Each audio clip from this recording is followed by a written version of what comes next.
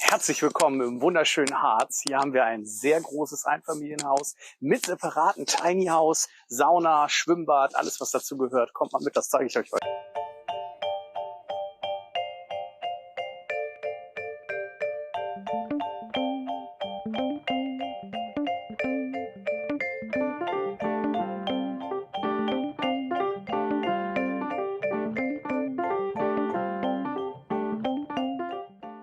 Tja, und wir haben hier natürlich richtig viel Natur und dieses wunderschöne Hanggrundstück. Wir schauen jetzt mal weiter ins Haus. Und hier haben wir noch eine vollständig ausgestattete Einliegerwohnung mit ausgebautem Dachgeschoss. Ein Schlafzimmer, ein Badezimmer mit Dusche, eine Küche und noch ein Schlafzimmer. Auch hier wieder der richtig tolle Ausblick und eine nette Mitbewohnerin gibt es auch noch dazu.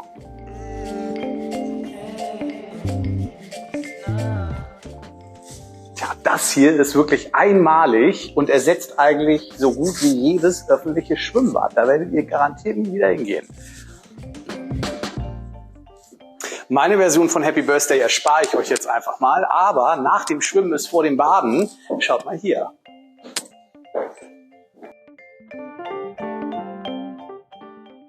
Ja, und dazu gehört auch noch ein separates Tiny House mit eigener Zufahrt, eigenem Parkplatz, Grillstation. Und im Haus erwartet euch eine Küche und ein Duschbad.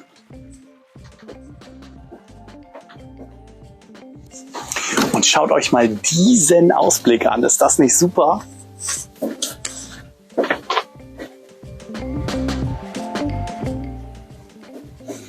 Und wofür ist der Harz berühmt? Für seine Hexen. Und nun schaut mal da.